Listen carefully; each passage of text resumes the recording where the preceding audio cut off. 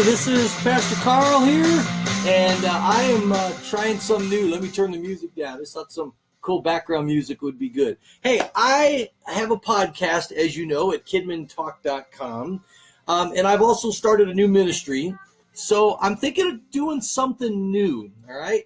And what do you think about doing kind of a weekly reporting on what I've been doing in kids ministry?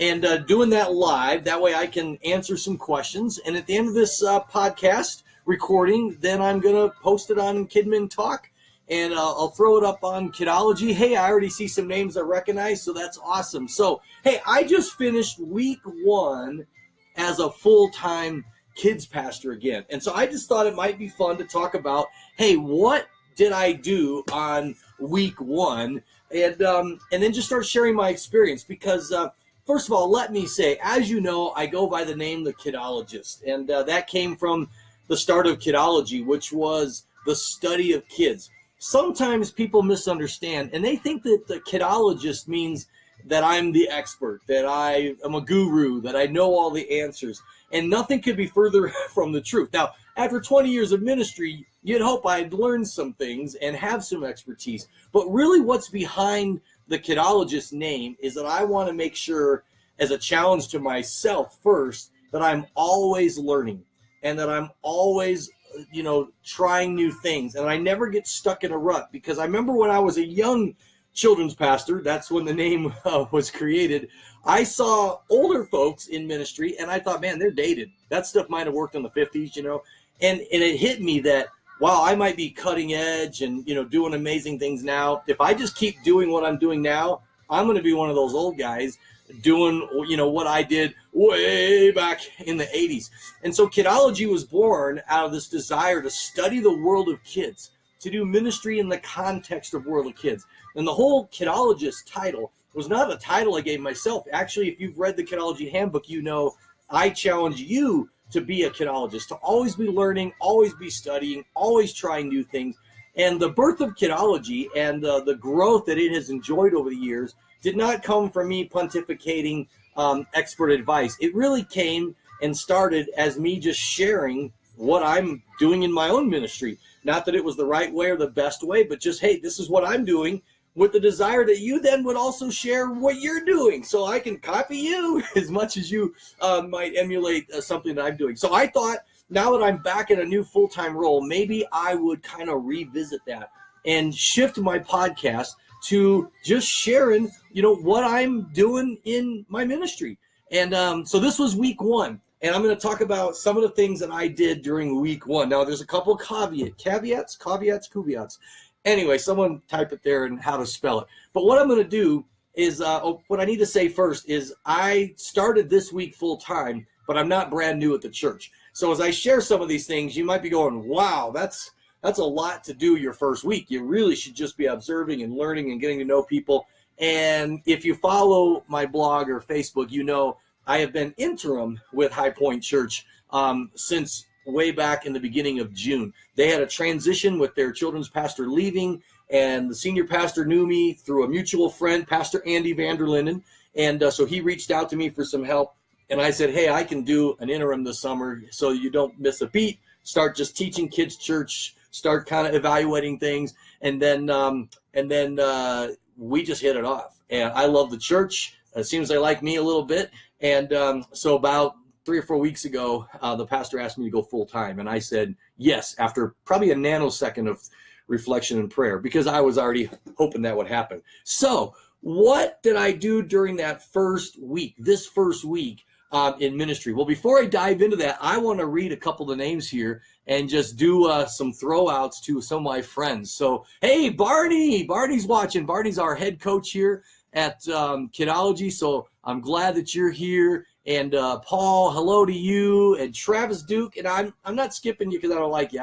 I'm looking at what names jump out as someone I know. Travis has been to Yosemite with me. Hey, Michael Winokur, dude, you're actually part of the inspiration for this. All right, Michael is a pastor. I forget what church he's at now, but I was a volunteer middle school leader under him at Southeast when I was just full time with Kidology, and he did a weekly, just sitting at his computer, video for the volunteers, nothing fancy about them. And I liked it as a volunteer. And I thought, I need to do that. So, Michael, I actually started a YouTube channel.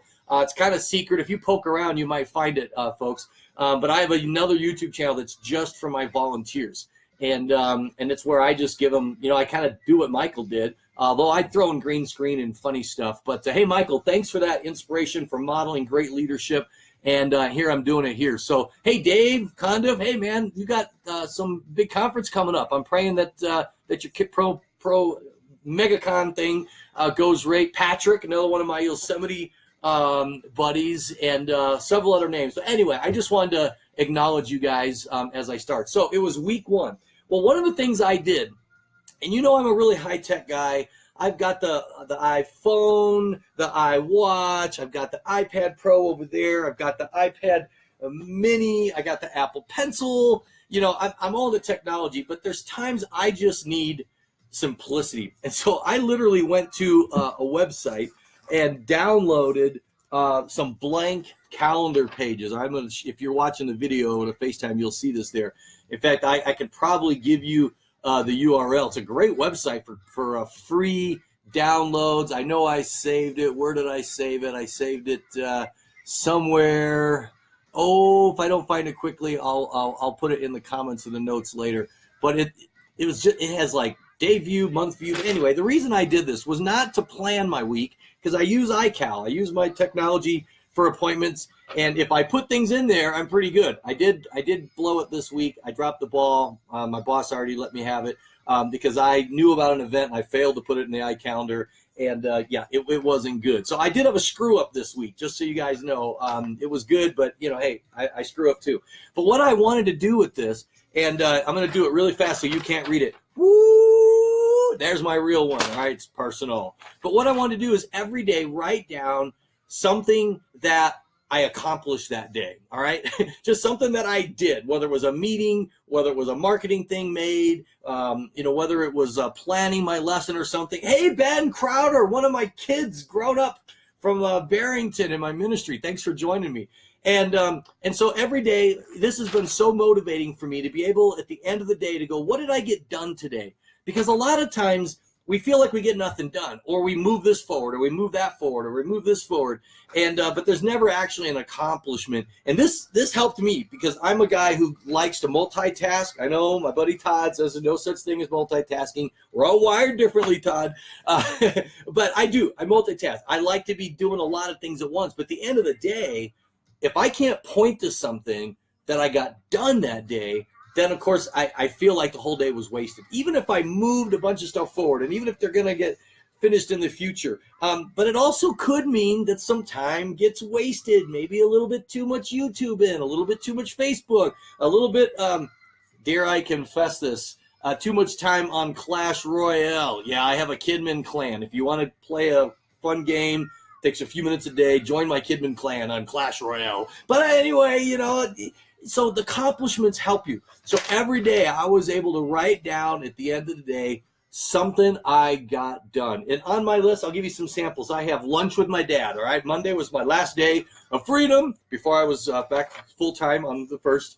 So I went down, had lunch with my dad. I had another appointment down there. I got my Jeep cleaned out this week on one day. I got my wife's car cleaned out this week on one day. What else did I get done? I met with my early childhood director. I had a setup meeting with my elementary people. I cleaned out the preschool rooms. I got a new recruiting flyer done. Oh, yeah, let me show you that. Where is it at here? I printed out some of the stuff that I got done this week, and it should all be laying here. But this was big. So now we'll kind of shift in important stuff for when you're new, all right? Or if you've been there a long time, you've never done it. I was like, we need a recruiting flyer that helps people ramp onto the children's ministry. So I'll be posting this on Kidology. When I put this as the Kidmin Talk, it'll be in the show notes. It's nothing fancy. Those that use Comic Life will recognize that I use that for a lot of things. I didn't even change the default fancy thing because I like it. It looks cool.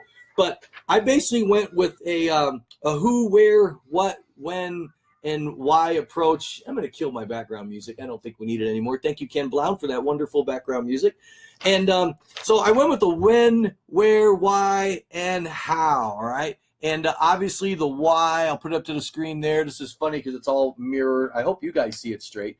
But I just said, hey, our mission statement, we want every child who comes through our doors to feel loved, come to know Christ, and find a place where they can grow through fun and life-changing experiences. I'm going to be building a leadership team, and we're going to be unpacking that. Well, how do we make kids feel loved? How do we lead them to Christ strategically over time, partner with parents, all that? How do we make kids have fun, but how do we create life-changing experiences, all right? And so we're going to be unpacking that. So that's right there. That's the why. Plus I added, we need you. There is need, and we need to make that aware. The where, I put where they can just check nursery, early childhood, elementary, check-in, tech team. All right, that's pretty usual. The what, would they like to be a host or a greeter? Well, one of the things I'm doing is I want to get rid of check-in, all right? Check-in sounds so impersonal. It's a pain.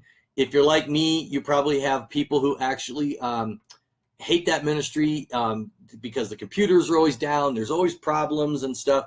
So I'm rebranding our check-in ministry to First Impressions team. And because that team is so important, they literally give people their first impression of the church. I need to try and look at the little dot up there. Maybe I'll move the camera up there so I feel like, I'm looking at you. But they have an incredible role. If they're grumpy, if they're not friendly, if they can't smile, people, you can have the most amazing children's ministry, but the parents don't see that. And if the kids come home raving about it, that's good. But they're just glad the kids are happy. They don't know that you're hitting grand slams, and another church might be hitting singles, and both get an RBI, so the parents are happy, right? So that first impression is amazing. So we're branding that our Welcome Center and our First Impressions team. I've already got a director for it. The team's like a skeleton. We need help. If you're from High Point watching this, we need you. And but I'm also dividing it into two teams. We're going to have a host team and a greeter team. And the reason is some people don't want to do check-in because, man, there's iPads and there's printers, and you have to check the Wi-Fi signal, and you got to make sure the Bluetooth signal's on. Sometimes you got to restart the router, you got to restart and they're like, especially older folks, they're like, I can't do check-in. I understand all that technology stuff. So the hosts are the people who know the technology, and they're there for the whole hour. They're there to answer questions for people that come late, visitors that don't know what time to show up, so they show up in the middle of the service to greet them and to take care of the technology. And then greeters, they're there, 15 minutes or so before service. They serve while it's busy. Once it gets slow, they can go to service. But their job is just to greet. If there's any issue with checking in or iPad, they just refer them to the host, introduce them, very friendly, and go back to greeting. So they're going to smile, they're going to shake hands, they're going to give high fives, they're going to escort guests to the classroom to show them where their kids are going to be and explain the tags and the pickup system. And so anyway, we're doing that. And so that's why on here I've got the host and greeter, and we got teachers, small group leaders, techie stuff, leadership, and other. The who is you. And all I'm asking for is name and email and cell. We'll get all that other stuff later. I just want to be able to reach out to them. When I want to talk about, because the form that had been used at my church for a long time, looks like it was made on a dot matrix printer in 1983. Were there dot matrix printers in 1983? Anyway, it has on there, would you like to serve once a month, twice a month, once a quarter, once a year, once before you die? Would you like to serve with the 2s, the 3s, the 4s, the 5s, the 6s, the 7s? I'm exaggerating, but it has way too many options.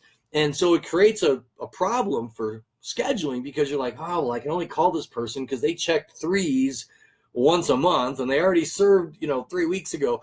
And so I would talk to my team. I said, man, we need more flexibility. We need to not give people so much choice. We'll learn those preferences as we schedule them. But all I'm offering is weekly service, attend a service, and every other week. And after that, I'm just calling it on-call substitute. Because if you serve once a month, you're basically subbing. But that gives us the flexibility. And then for where to serve, I have nursery, early childhood, and elementary. Because you might do second grade one week, but I might need you in third grade next week. So now if someone says, man, I really have a passion for fourth and fifth graders, that's really the only place I want to serve, that's fine. I'm just saying I don't put that on the form because I want to have as much flexibility as possible. And then the last one, which is very important, is the how. all right? And we're going to be defining a process that volunteers go through. So often it's, will you serve? Hopefully, here's the background check, plug you in, whoo, yay, another volunteer, and we move on. And we're focused on the next volunteer, and we may not have really done a good job with that volunteer. So I defined a very short process here. I'll still be developing this as we go, but number one is turn this in. That's obvious, turn this in. Number two, we'll call you, all right? It'll be me, might be my elementary director, but they're going to get a personal call saying, hey, thanks for filling out the yes form. We're excited that you're interested in serving in the kids ministry. Let me walk you through the next steps in the process, and you learn their interests, and you talk about the things they check. The third check is the application background check. I hope nobody's skipping that. It's expensive, it's tedious, it's a pain, but it is mandatory. It is critical because you're keeping the kids safe. The next one's training and orientation. Now I'm going to have to flesh that out in the weeks ahead. I plan to do a video that they just watched. It's me talking about the ministry and our goals and priorities. I'll be sharing that on Kidology. In fact, I'm going to make it kind of generic so you can steal it and show it to your volunteers if you want. Orientation is, teaching them what that job is. And I'm going to have to develop job descriptions and a lot of stuff down the road, but that's then the fourth step, training and orientation. Then it's placement. And I put yay, because that's exciting. But most people stop there. A lot of children's pastors stop there. Man, they've placed that volunteer and they're moving on. But I've got a couple more steps. The seventh step, it says, follow up to see if we've got you in the right spot. If you place someone and they end up not liking it for whatever reason, good reason, bad reason, doesn't matter. The little kids are annoying. They don't like boogers and bodily fluids, or the older kids have an attitude or whatever. They're going to stick it out for a little while, but then they're going to quit. And when they quit, you're never going to get them back. So what you've got to do is follow up with them and make sure that they like where they're at, because if it just wasn't a fit, you can say, well, how about this ministry or how about that ministry? And then elementary is helping early childhood and vice versa, and you're going to end up keeping them a long time. Even if you find out that they really just, kids ministry was, not where they really wanted to be, then you release them with joy because God has given them gifts. And their gifts might be in the cafe, it might be ushering, it might be greeting.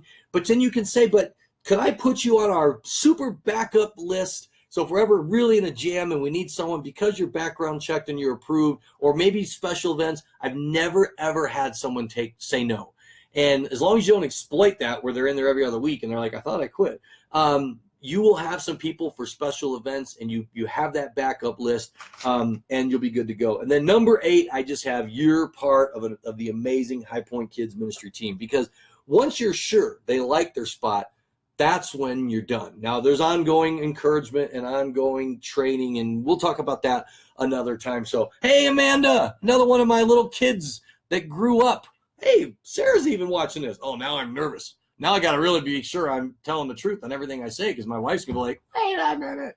I'm just kidding. Of course, I'm being truthful. So that was a big accomplishment this week, getting the recruiting flyer going. Every parent's going to get this at check-in. Oh, but I added something that I didn't show you. At the very bottom, where is it? Everything's mirror image, takes me a little while. At the very bottom I have, did someone invite you to serve who? When I showed this to my leaders, I said, we're going to have a little contest. I don't want these all saying Pastor Carl on them. I want them having your names on them, all right? So, and they were like, it's odd. Because I said, if we just hand these out, it's just another piece of paper. This is most effective when it's you handing it to someone and saying, hey, man, you got to join us in the kids ministry. We're having a blast. There's some exciting new things coming, and it's going to be great. And be sure to put my name there so Pastor Carl knows I recruited you. All right, so that's going to be awesome. So, hey, I don't want this to be too long, but I do want to share one more exciting thing. And that we launched this week, it actually launches on Sunday, is we're kind of doing a rebranding of the kids ministry and the classes. Now, again, I've been an interim for several months, so this is not something you normally would do your very first week, all right?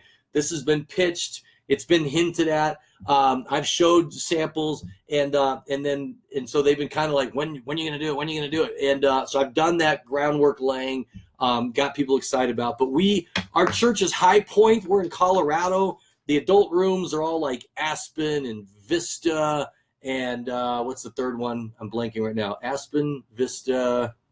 Oh, I can't believe I'm forgetting. Anyway, we're a mountain theme. And we're High Point Kids, which is a great name. No need to change that. The logo's decent, so I hadn't made any plans yet to change that. But we want to theme the rest of the children's ministry. So our nursery as of Sunday, I'll show you if you're watching on video, is going to be called Base Camp. And we're just going to have this little tagline, the adventure of following Jesus starts here. So that people see like, hey, this isn't just, change the diapers and rock the babies. This is the beginning of ministry right here. Then as they get a little older, and they're 2 and 3 year olds, we're going to call that our explorers. There's the image if you're not just listening on the podcast. And it's the 2s and 3s of the explorers because they're starting to explore their world, explore who God is, explore right and wrong, all kinds of things they're exploring. Then 4 and 5s, right? They start climbing on everything. So we're calling them the scramblers, right? And there's their little logo.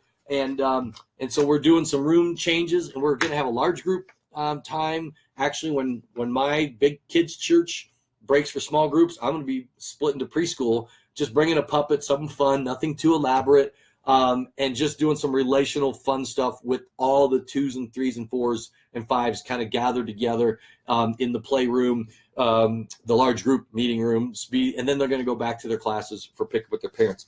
Our kids church. Now, this will look familiar if you've been following me, all right? We are going to use the Outpost. Yes, this was the name that I used in my previous ministry and got their permission. They, after I left there, they went a different direction, changed curriculums, and doing something else. It's awesome, but they're not using it. And so I said, hey, can I use that? Because I love it. And they said, sure, go for it. So anyway, it's going to be awesome. We're going to call it the Outpost. And the idea behind the Outpost is that kids are coming to church. This is not the destination. The destination is during the week. That's where you live for God, serve God, obey God, be a light for Jesus. So church is really where you come to get outfitted. So that's where you come to get equipped and trained and encouraged and pep rally. And the real adventure is not at church. It's out in the world. So that's what the Outpost is all about. Don't you love the cross there in the middle? I think that's a really nice touch. But we did start something new here. Because at our church, we have the same service twice. And that's not a model I philosophically is my favorite. I love Sunday school followed by kids' church, but that requires an adult education program that mirrors that. And our church doesn't have that. In fact, most churches today don't. Most startup churches don't. So, I can whine and complain, but the reality is that is not a model that's as common anymore. Lots of churches still follow that. And if you have a Sunday school model, I highly recommend Disciple Land. I love their Sunday school curriculum. Of course, I wrote their kids' church curriculum, Disciple Town, if you've got that model. But we don't. And so we have started a new thing for second hour because it's hard on those kids that are there for 2 hours. They're seeing the same service, hearing the same jokes.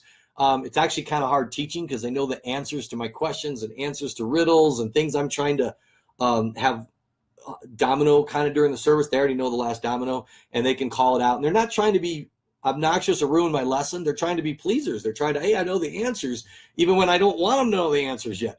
So we're starting a second hour. We're calling it Trailblazers. It's our second service adventure. And this church had a Sunday school program first service last year.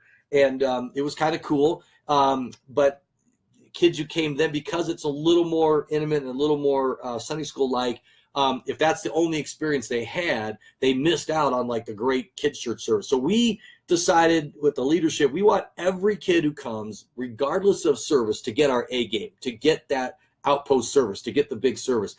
But for kids there 2 hours, that's tough. So they want to go with their parents who are volunteering, and that's not always a good thing to have some big kids in a preschool room. They can be a distraction or whatever.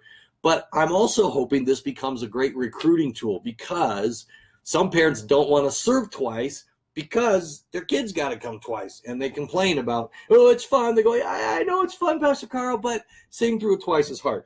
And so Trailblazers is going to follow the same topic and go a little deeper.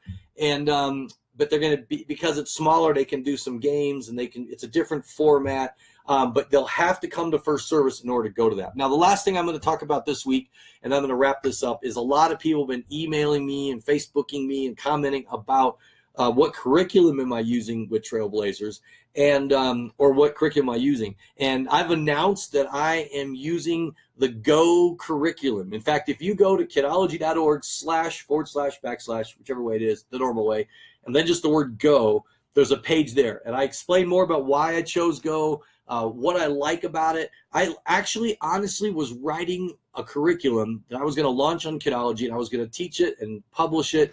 And the more I got to know Go, I was like, this dude already wrote it. Like, I'd either have to not look at his because I'd copy, but then I'm reading his and going, like, he copied me. I mean, we just think alike, David Rosh and I, and same philosophy of ministry. And plus, because he wasn't writing and teaching, he left full-time ministry to write this. It's fabulous. Now, his format's a little different than ours. He has the kids start in small groups. Then they break to large group. In large group, they break into small groups to answer questions and go back to large group, and then they break out for small groups. So what I'm doing is I want to stick to our normal flow, and David's totally cool with churches being flexible, but we are going to just start with worship and do our large group and then break the small group. So there's a ton of material in Go that we're not using during the outpost. And so that's what Trailblazers are going to use. He's got response station ideas. He's got that early small group activity. So I'm going to be working with my Trailblazer lead teacher to say, here's what I'm using in Outpost. The rest you can use. Plus, there's a great take-home paper. And I was struggling with that because I was like, man, they're two-sided color. That's expensive. You send that home. Do parents just throw it out? Do they do it? Well, we're going to do that take-home sheet with things to doodle and journal and write and answer. We're going to do it right in Trailblazer. So when the kids send it home, it's not, Mom, Dad, do this with me. It's, Mom, Dad, look what I did at church. Look what I learned. And then the parent can use that to engage in some spiritual conversation with their kids. So that's what I'm doing. By the way, if you go to that /Go page, there is a discount on September's curriculum. I think it's 50% off. It's like huge. If you want to teach in September, I'm sure August is too late, what I'm doing, or for their annual subscription, they've got a great deal. It's $120 off an annual subscription.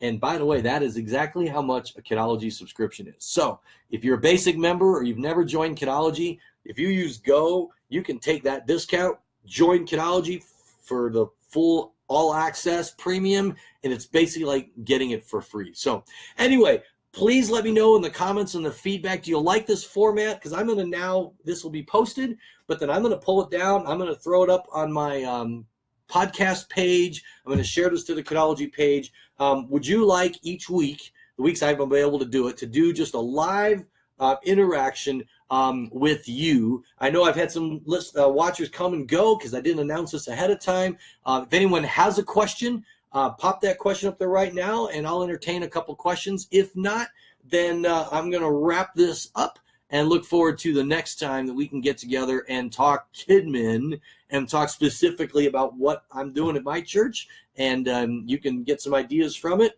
You can be affirmed because you're doing some of the similar things or whatever. So next time I am going to post ahead of time, the time I'm doing it, so you can plan ahead and be ready for it. And hopefully this will be a fun thing. Again, you can always reach me at carl@kidmintalk.com, on kidology.org. Join our Facebook group.